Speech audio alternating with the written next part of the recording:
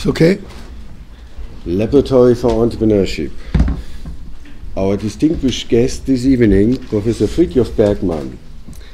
Professor Bergmann is famous for a concept for which he coined the term new work, and that concept is particularly important in a situation that we face now with a meltdown of the financial system.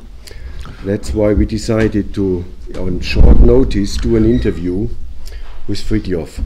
Frithjof, maybe in the beginning you could give us a short summary of what the importance, what the content of the concept of new work is. Okay, 20 years in 5 minutes or less. New work is something of a misnomer.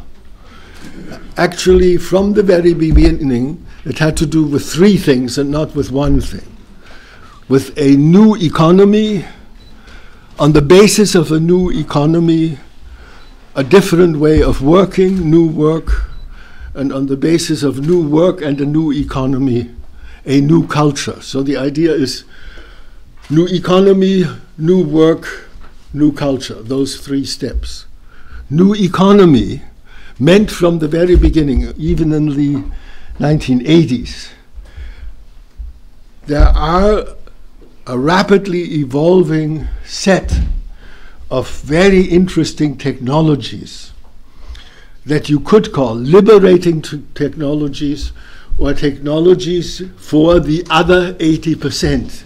The 80% who don't live in oases, but the 80% that live in the desert.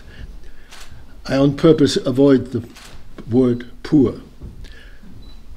For those people, for the other 80%, technologies are rapidly developing which make an economy possible that produces everything that is needed for food, for shelter, for energy, for communication, and for mobility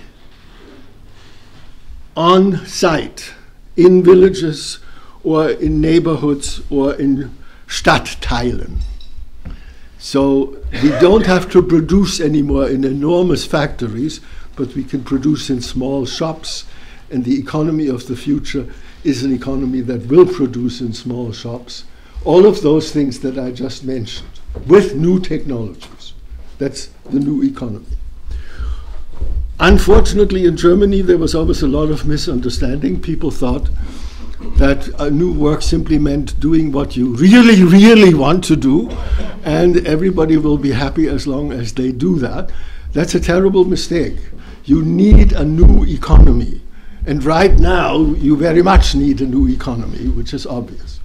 So, on the basis of a new economy, people can do work that is meaningful, that is interesting, that is to them significant, and above all, that strengthens people rather than exhausts people.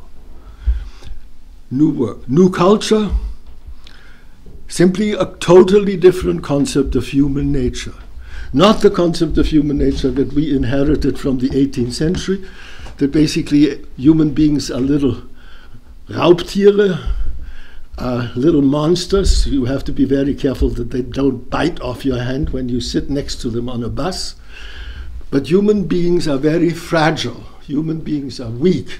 Human beings are shy. Human beings are easily discouraged. Therefore, what we need is a culture not that tames people, which is the culture that is now fortunately dying, but we need a culture that strengthens people in every respect, from education, from kindergarten to how we architect, how we design, how we make cities, how we arrange mobility. Everything in the culture should strengthen people rather than weaken people. That's the idea of the new culture. So new work is the beginning of a new culture, is the way into a new culture.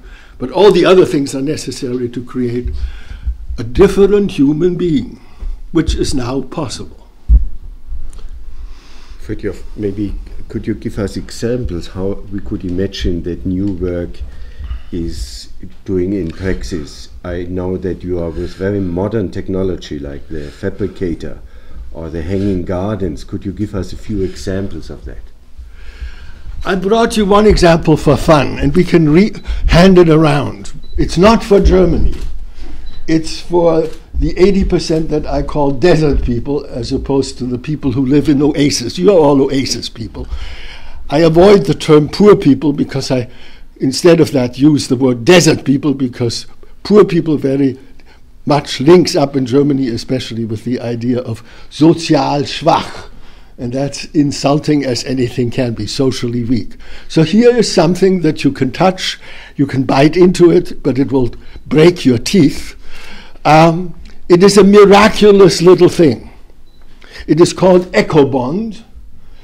It is, you believe it or not, and you don't have to believe it, it is 97% earth and 3% glue. Glue made from 4 different things. And you can simply mix earth with this and put it under pressure, and you don't need a huge amount of pressure, no electric pressure. Human pressure is enough. In German, ein Hebel, a lever is enough. If you have a heavy person, you can have a relatively short lever, which will be enough. If you have a very light person, you need more wood. But with this, and this is one step where we come together. With this, we now are in the process of creating a great number of different enterprises. And new work has become, partly thanks to my friendship with Professor Faltin or Günther, has become more and more entrepreneurial. And at this point, it is extremely entrepreneurial. And he mentioned, besides this, if you want to touch it, but don't keep it. The idea is that with this you can make bricks, with this you can make roofs, with this you can make containers, with this you can make places in which you can conserve water. The big word is conservation of water, and some people say the next century wars will be fought over water rather than oil, so this has to do with conserving water.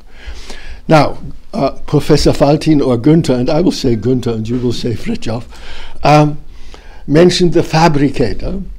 The fabricator was laughed at, smiled at, called Spinnerei in German for a very long time. In English, nonsense, Turkey. At this point, the fabricator has become a very serious thing. 4 years after I published the book about it. At this point, somebody named Andreas Gebhardt, who is a professor, but there are some professors who try to be useful, and not just professors, and we are among them.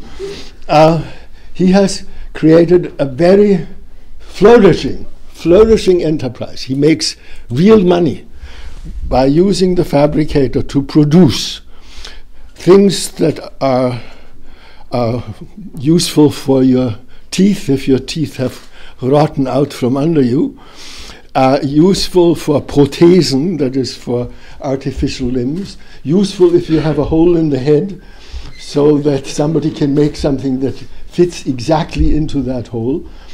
But the fabricator can at this point also be used, and is being used, and makes very good money being used for parts for 15-year-old Mercedes. To buy the part for a 15-year-old Mercedes is sometimes next to impossible, but in any case it's very expensive. And with a fabricator, you can make very good money selling parts for BMWs, for Volkswagen, and for Mercedes-Benz.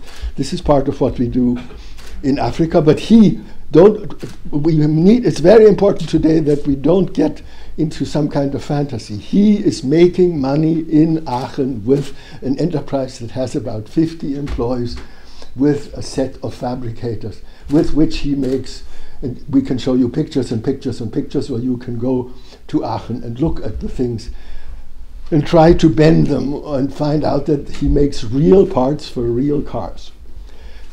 Oh, you want me to stop? No.